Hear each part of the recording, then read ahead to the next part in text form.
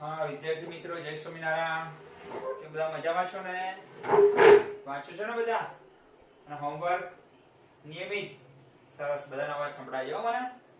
સારું, ચલો આજે દ બ્રોગલીનો સિદ્ધાંત સમજવાનો છે. હવે નીલ બોહરને મોડેલ કેમ ખોટું પડ્યું, એનો પરમાણુનો નમૂનો કેમ ખોટો પડ્યો, એનું એક રીઝન આ હતું કે દ બ્રોગલીની અભિધારણા, નિયમ કેવા હતા, એની પોતાની હાઇપોથેસિસ, પોતાની અભિધારણા હતી, એને કોઈ સાબિતી નથી આપી, ખાલી પોતાના મંતવ્યો રજૂ કર્યા હતા. એની પ્રાયોગિક સાબિતી એને નથી આપી, એને કોઈ પ્રયોગ કરીને સાબિતી નહોતી આપી, ખાલી પોતાના મંતવ્યો રજૂ કર્યા હતા. એને એક વસ્તુ પોતાની રજૂઆત કરી વૈજ્ઞાનિકો સામે એને કે ઇલેક્ટ્રોન કણ નહીં પરંતુ તરંગ પણ છે. ઇલેક્ટ્રોન કણ નહીં પણ શું છે? તરંગ છે. તો ખળભળાટ મચી ગયો, કારણ કે નીલ બોહરે જે પરમાણુનું મોડેલ બનાવ્યું હતું એ આખું ઇલેક્ટ્રોનને કણ વિચારીને બનાવ્યું હતું, તરંગની તો કલ્પના પણ નથી કરી એને. જ્યારે પ્રયોગશાળાની અંદર આ વાક્ય સાબિત થયું, દ બ્રોગલીનું વાક્ય, દ બ્રોગલીએ તો ખાલી સેન્ટેન્સ જ આપ્યું કે ઇલેક્ટ્રોન તરંગ છે, બસ. આટલી થિયરીમાં તો આટલું જ ભણવાનું છે કે ઇલેક્ટ્રોન કણ પણ છે અને તરંગ પણ છે, બે પ્રકૃતિ ધરાવે છે. ચલો, પ્રકાશની તમને પૂછે પ્રકાશની પ્રકૃતિ કેવી, કઈ નેચર છે પ્રકાશનું, તો કેટલા લોકો શું કહે નીલ ભાઈ પ્રકાશ કણ છે, ફોટોન છે. તો કેટલાક લોકો એવું કે પ્રકાશ તરંગ પણ છે, વિદ્યુત ચુંબકીય વિકિરણ છે. તો વૈજ્ઞાનિકો બે ભાગમાં વહેંચી ગયા દુનિયાના. કેટલાક લોકો એવું સાબિત કરી આપ્યું કે પ્રકાશ કણ છે, અને કેટલાક વૈજ્ઞાનિકો એવું સાબિત કરી આપ્યું કે પ્રકાશ તરંગ છે. પછી બંનેને સ્વીકારવું પડ્યું, અને હજુ પણ એ સ્વીકારેલ છે આપણે કે પ્રકાશ કણ પણ છે અને તરંગ પણ છે. પછી દ બ્રોગલી એવું કહ્યું કે જો પ્રકાશ કણ પણ હોય અને તરંગ હોય તો ઇલેક્ટ્રોન પણ કણ પણ છે અને તરંગ પણ છે. ખ્યાલ આવી ગયો? આવું વાક્ય કોણ બોલ્યું? દ બ્રોગલી. પણ એને સાબિત કર્યું, બતાવ્યું ડેવિસન અને ગર્મરે પ્રયોગશાળાની અંદર કે ઇલેક્ટ્રોન તરંગ છે, એવું સાબિત કરી બતાવ્યું. બસ એની થિયરી છે. તો આખી થિયરીમાં એક જ વસ્તુ આપણે સાબિત કરવાની છે કે ઇલેક્ટ્રોન તરંગ છે. ઓકે,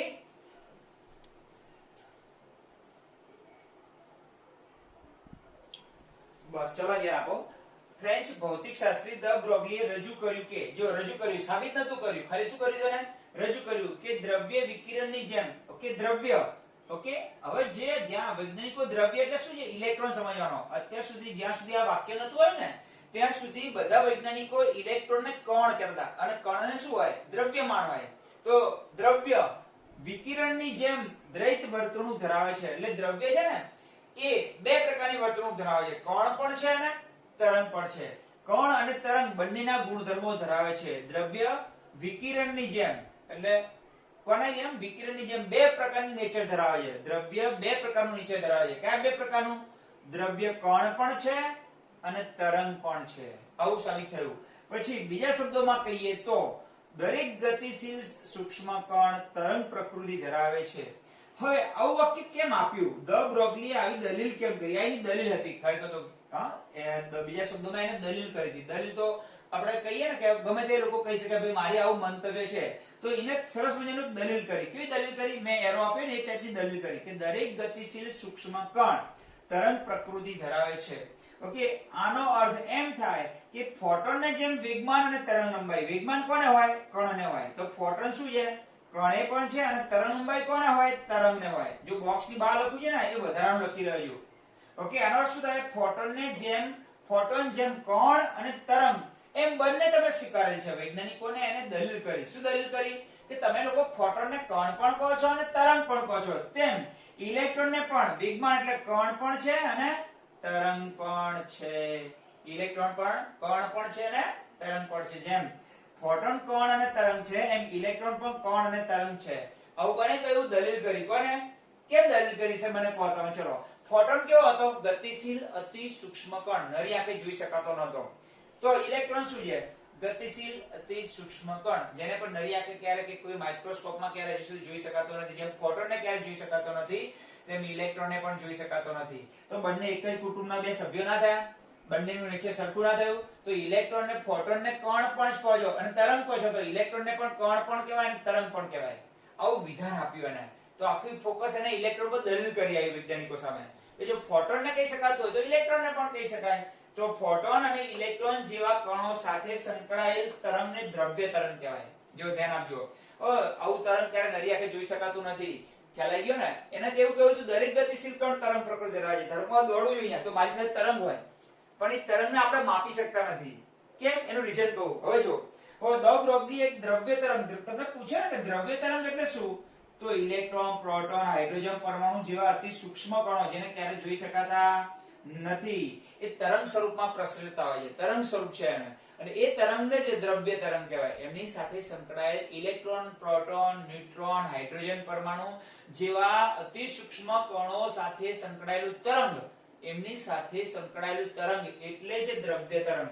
ઓકે, દ બ્રોગલીએ આ દ્રવ્ય તરંગની, તો વૈજ્ઞાનિકે શું કહ્યું કે તું એક કામ કર દ બ્રોગલી, અમને તું જે ઇલેક્ટ્રોન સાથે સંકળાયેલ તરંગ છે ને, તો એ તરંગની તરંગ લંબાઈ કેવી રીતે માપવાની એનું સૂત્ર આપ. તો એને એક સૂત્ર આપ્યું, λ h/mv. આ સૂત્ર કોઈ પણ લાગુ પડે, ઇલેક્ટ્રોન ને તો ઇલેક્ટ્રોન લાગુ પડે, ઉપર h નીચે mv. હવે જો m અને v એટલે દળ અને વેગ, તો એને વેગમાન થઈ જાય, તો બીજું સૂત્ર બનાવે λ h/p વેગમાન. તો આ બે કાં તો h બરાબર λ h/mv કહો તો ચાલે, λ બરાબર h/p કહો તો પણ ચાલે. તો આને દ્રવ્ય તરંગ સમીકરણ કહેવાય. આ સમીકરણને કયા નામ જોડ્યું? આ સમીકરણની મદદથી કોઈ પણ ગતિશીલ અતિ સૂક્ષ્મ કણ જેવા કે ઇલેક્ટ્રોન, પ્રોટોન સાથે સંકળાયેલ જે તરંગ છે જેને દ્રવ્ય તરંગ કહેવાય, એની તરંગ લંબાઈ માપી શકાય. તો એટલા માટે એને દ્રવ્ય તરંગ સમીકરણ કહેવાય.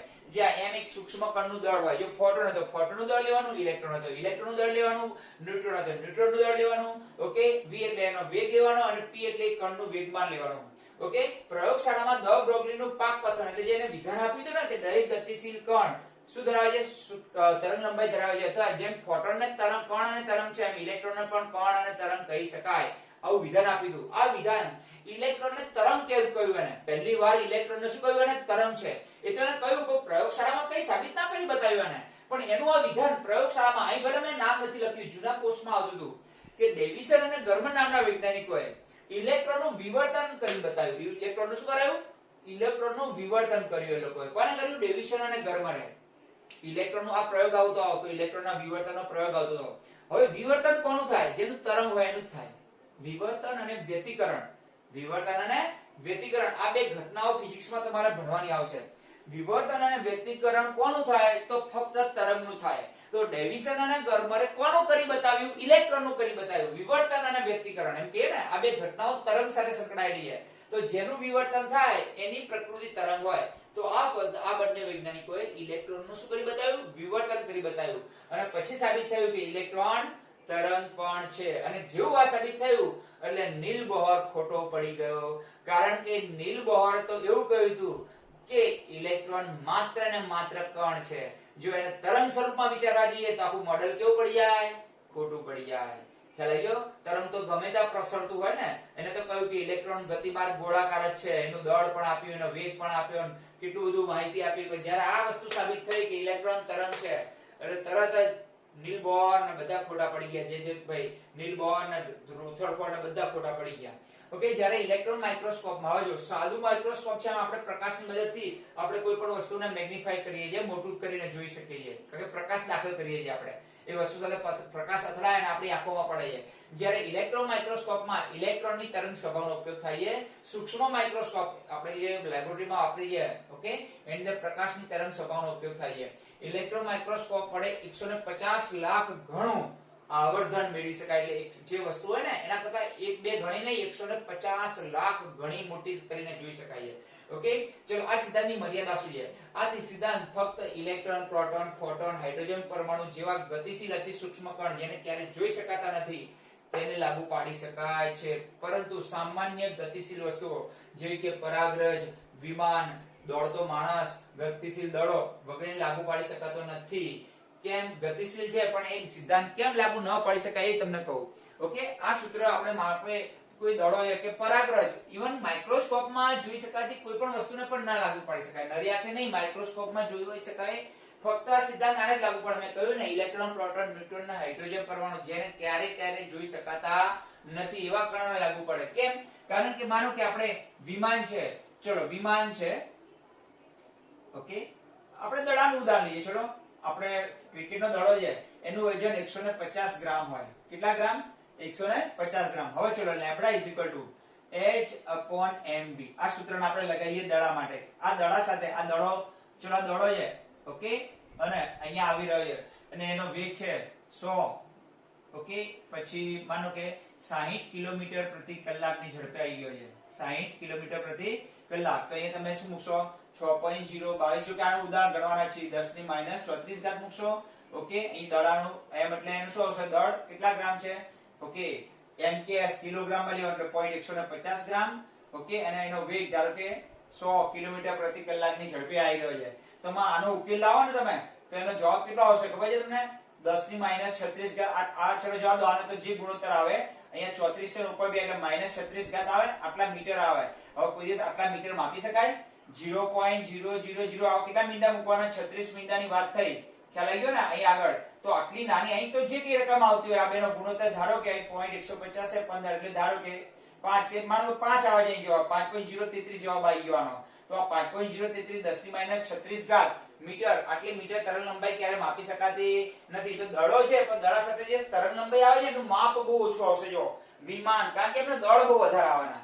જ્યારે અહીંયા જે ઇલેક્ટ્રોનનું દળ છે ને એ કેટલું આવવાનું? 9.1 10 ની -31 આવવાનું સીધું. એટલે 31 ઉપર જાય એટલે 34 માંથી 31 નીકળી જાય એટલે શું આવે? કેટલા જવાબ આવશે? ખ્યાલ આવી ગયો ને? 3. એટલે એ તરંગ લંબાઈ અહીં જે માપ મળશે ને ઇલેક્ટ્રોનના કિસ્સામાં, જે તરંગ લંબાઈ આવે એ પિકોમીટર, નેનોમીટર ને એંગસ્ટ્રોમમાં આવે, જે આપણે માપી શકીએ છીએ. જ્યારે આપણામાં જે તરંગ લંબાઈ આવે એ 10 ની -36 ઘાત મીટર આવે, જે કઈ માપી શકાતી નથી. કારણ કે જે વસ્તુના દળ વધારે હોય એમ વધી જાય એટલે આખો ગુણોત્તર ઘટી જાય. એટલે દોડતો માણસ, પછી વિમાન, પછી પરાગરજ, બરાબર, ઉંદર, આ બધા વસ્તુઓના દળ, હું તો એમ કહું છું માઇક્રોસ્કોપિક વસ્તુને પણ લાગુ ના પડે. જે માઇક્રોસ્કોપમાં જોઈ શકાય ને એને પણ આ નિયમ લાગુ નથી પડતો. ખ્યાલ આવી ગયો ને? તો આ કેમ લાગુ નથી પડતો? કારણ કે આ બધી વસ્તુના દળ ખૂબ વધારે હોય, અને દળ વધારે હોય એટલે તરંગ લંબાઈ કેવી મળે? બહુ ઓછી મળે. અને તરંગ લંબાઈ બહુ ઓછી મળે જેને આપણે ક્યારે માપી શકાતી નથી. એટલે આપણી સાથે સંકળાયેલું તરંગ આપણે ક્યારે માપી શકતા નથી. ઓકે, એનો ખ્યાલ પણ આપણી પાસે એટલી બધી સૂક્ષ્મ છે આપણી સાથે સંકળાયેલું તરંગ કે આપણે એને માપી શકવા માટે કોઈ સાધન જ નથી આપણી પાસે. એટલા માટે આ નિયમ ફક્ત કોને લાગુ પડે છે? ઇલેક્ટ્રોન, પ્રોટોન, ન્યુટ્રોન જેવા ખૂબ જ હલકા દળ ધરાવતા પદાર્થોને લાગુ પડે. આપણા દળ વધારે હોય એટલે તરંગ લંબાઈ કેવી મળે? આપણી બહુ ઓછી મળે. આપણી સાથે સંકળાયેલી તરંગ હોય ને તરંગની તરંગ લંબાઈ હોય માપી જ ના શકાય એની, કે માપી ના શકાય એ વસ્તુનું અસ્તિત્વ જ ના હોય. ખ્યાલ આવી ગયો? આથી આ નિયમ કોને લાગુ પડે? આ બધાને લાગુ પડે, પણ આપણને લાગુ પડતો નથી. કારણ કે દળ વધારે હોય, આથી તરંગ લંબાઈ એટલી સૂક્ષ્મ મળે કે માપી ન શકાય. તો આપણે અહીંયા આજે દ બ્રોગલી નો સિદ્ધાંત જોયો. ખ્યાલ આવી ગયો? હવે આ સમીકરણ કેવી રીતે આપી દઉં? એનો થિયરી જૂના કોર્સમાં આપતા હતા, પણ આપણા કોર્સમાં અહીં નીકળી ગઈ. સીધું તમારે આ દ્રવ્ય તરંગ સમીકરણ કહેવાય. આ થિયરી બે ત્રણ રીતે પૂછાય કે દ્રવ્યની દ્વૈત વર્તણૂક સમજાવો, અથવા દ બ્રોગલીનો દ્રવ્ય તરંગ અભિધારણા સમજાવો, અથવા દ્રવ્ય તરંગ સમીકરણ તારવો. ખ્યાલ આવી ગયો? અલગ દ્રવ્ય તરંગ આવે એટલે દ બ્રોગલી આવી ગયો. દ બ્રોગલીએ કાંઈ સાબિત કર્યું નતું, ખાલી એને પોતાનો વિચાર રજૂ કર્યો. અને ડેવિસન ગર્મરે ઇલેક્ટ્રોનનું વિવર્તન કર્યું, અને જેનું વિવર્તન થાય ને એ તરંગ કહેવાય. અને ઇલેક્ટ્રોન તરંગ સાબિત થયો જ્યારે પ્રયોગશાળામાં, ત્યારે નીલ બોર બિલકુલ ઉડી ગયો કે ભાઈ આવું મોડેલમાં કયું હોય. કારણ કે નીલ બોરે વિચાર્યું હતું કે ઇલેક્ટ્રોન તરંગ છે, એને તો માત્ર ઇલેક્ટ્રોન સૂક્ષ્મ કણ છે એમ વિચારીને ચાલતો હતો. ખ્યાલ આવી ગયો? જ્યારે તરંગને પણ લાગુ પાડીએ ને ત્યારે આખું મોડેલ ખોટું પડે. ચલો મિત્રો, આના પછી આપણે દ બ્રોગલીના બે ત્રણ એક્ઝામ્પલ આપે છે, ગણી નાખીએ.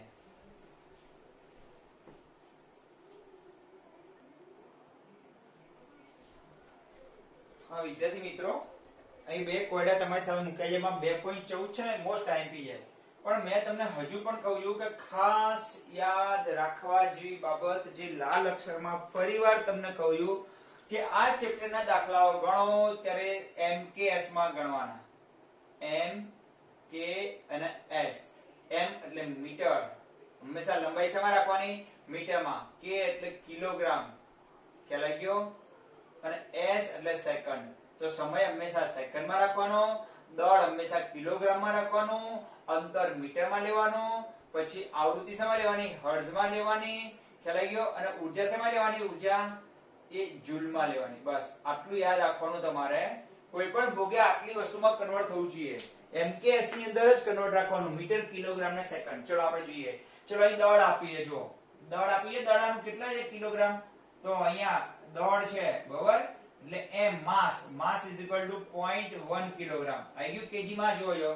ઓકે, દળ શેમાં જોઈએ? MKS આપણે યાદ રાખવા માટે લખીએ છીએ, બાકી કિલોગ્રામ નો એકમ કયો છે? કેજી છે.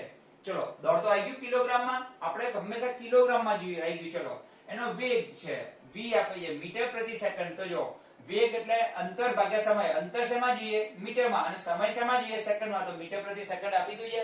અંતર મીટરમાં અને સમય સેકન્ડમાં. તો ઓકે છે. ચલો વેગ v is equal to velocity is equal to 10 metre પ્રતિ સેકન્ડ.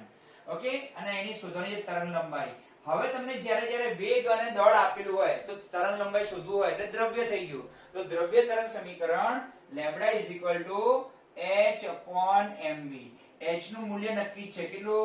6.626 10 ની -34. એ પણ જૂલમાં જ જોઈએ. દેખાય છે તમને? એનર્જી હંમેશા શેમાં જોઈએ? પ્લાન્ક અચળાંક જૂલમાં જ છે. દળ શેમાં આવશે? દળ માસ આપી છે 0.1 કિલોગ્રામ અને વેલોસિટી આપી છે 10. તો આ બે તો નીકળી જાય ને, કારણ કે 0.1 એટલે 1 ભાગ્યા 10 થાય એટલે 10 તો નીકળી જાય. તો આ બે તો નીકળી ગયા. તો જવાબ શું આવશે? 6.626 10 ની -34 શેમાં આવશે? મીટરમાં. તરંગ લંબાઈ છે ને, લંબાઈ મીટરમાં જ આવે. હવે વિચારો, આટલી નાની તરંગ લંબાઈ ક્યારે માપી શકાય? હમણાં આપણે આવતી હતી ખબર છે ને, હમણાં ઉદાહરણમાં લીધું. આટલી 10 ની -34 મીટર આવું માપ ક્યારે પારખી શકાતું નથી. એને માપી એવું કોઈ સાધન નથી જેને ડિટેક્ટ કરી શકે. ખ્યાલ આવી ગયો? એટલે આપણી તરંગ લંબાઈ ક્યારે માપી શકાતી નથી. દડા સાથે સંકળાયેલ તરંગ લંબાઈ ક્યારે માપી શકાતી નથી. હવે આ બાજુ આપણે બીજો દાખલો ગણીએ જે મોસ્ટ આઈએમપી એક્ઝામ્પલ છે. બહુ આઈએમપી. કેમ આઈએમપી છે? એક નાની ભૂલ થવાની પૂરેપૂરી સંભાવના છે. પહેલું તો આ ખાસ યાદ રાખવાનું, લાલ અક્ષરમાં લખ્યું એમકેએસ. ઓકે, અહીંયા તરંગ લંબાઈ લેમ્બડા આપી છે પણ જો એંગસ્ટ્રોમ માં આપી. પછી એને એમકેએસ માં ફેરવવી પડશે.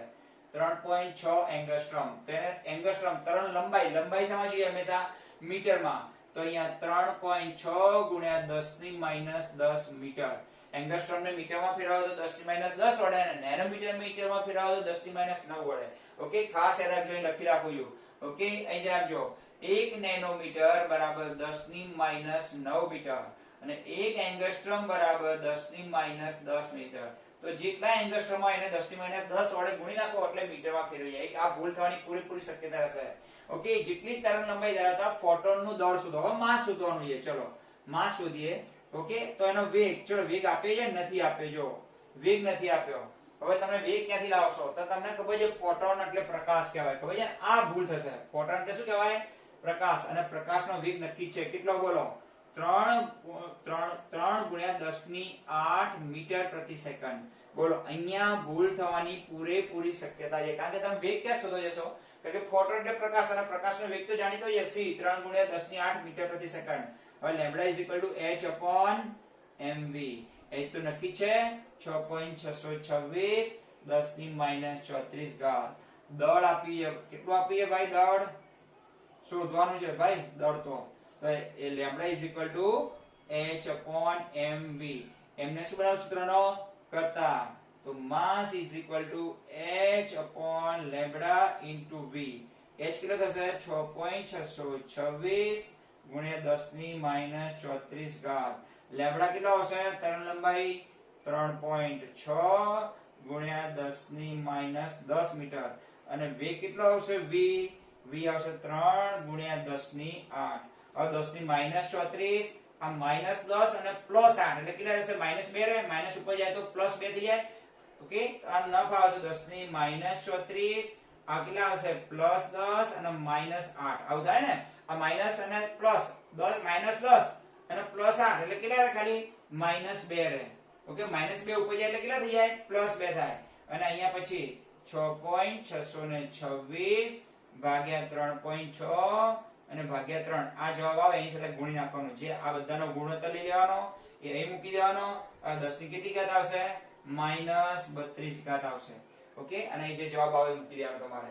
ઓકે, અને દળ આવશે હંમેશા શેમાં આવે? દળ શેમાં આવશે? કિલોગ્રામમાં જ આવશે.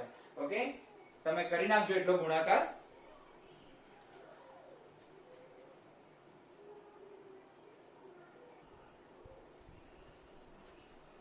વિદ્યાર્થી મિત્રો, આ પણ એક આઈએમપી જ એક્ઝામ્પલ છે. ખૂબ જ સારું છે. ઓકે, હવે ઇલેક્ટ્રોન દળ આપીએ. જે પણ કિલોગ્રામમાં આપીએ ને mks. એ તો ખાસ રાખવાનું. ચલો, દળ એટલે માસ. ઓકે, કેટલું આપીએ?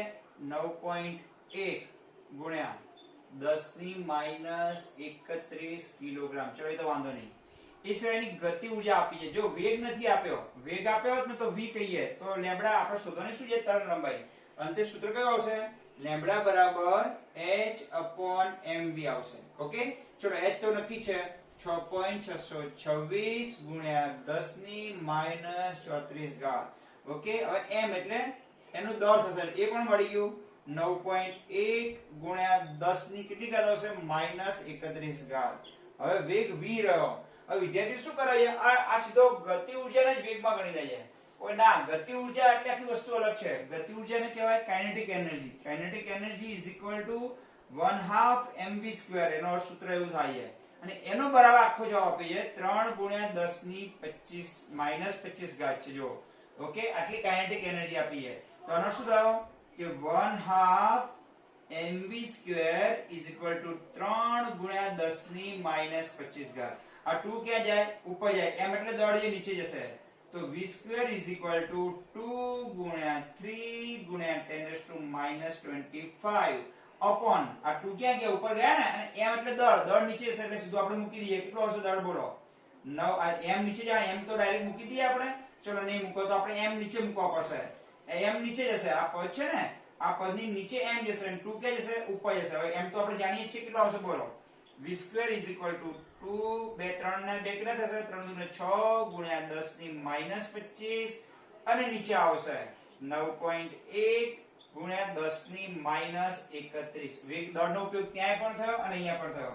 હવે અહીંયા તમને v² બરાબર મળી જશે જે મળશે. ઓકે, અહીં ગણો. ચલો અહીંયા v² ઇઝ ઇક્વલ ટુ અહીંયા 6 ભાગ્યા 9.1 કરી નાખીએ આપણે. 6/9.1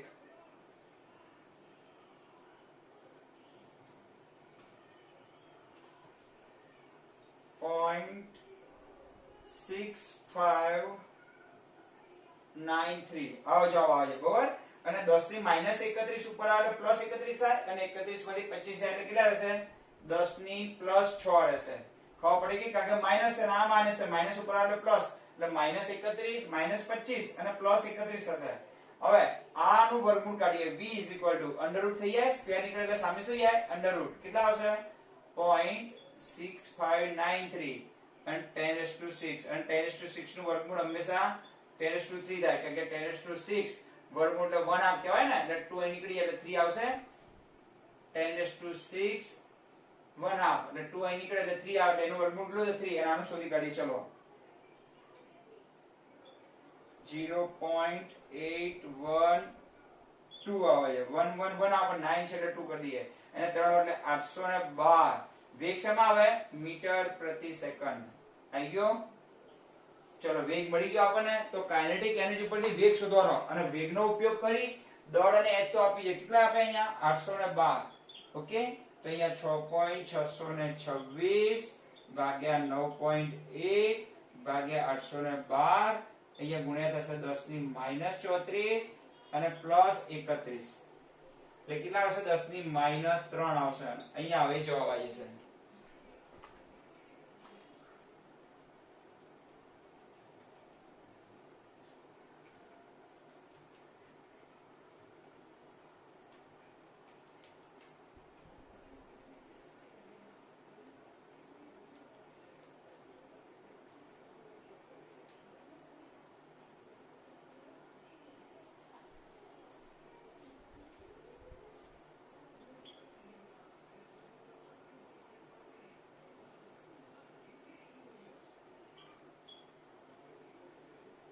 ચલો અહીંથી આપણે 3 1 2 3 ને 4 પોઈન્ટ દૂર જઈએ. જેટલા દૂર જઈએ એટલે પ્લસ થાય ને.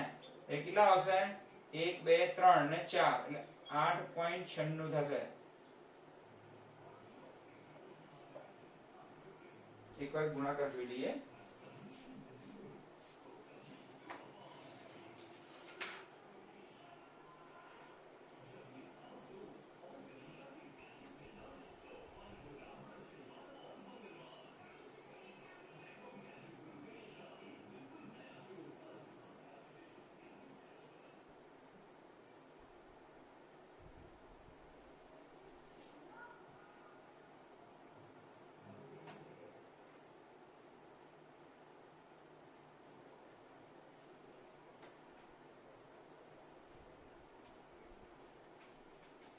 ઓકે, આપણે ચોપડીમાં જવાબમાં લોચા જાય તમે ધ્યાન આપજો.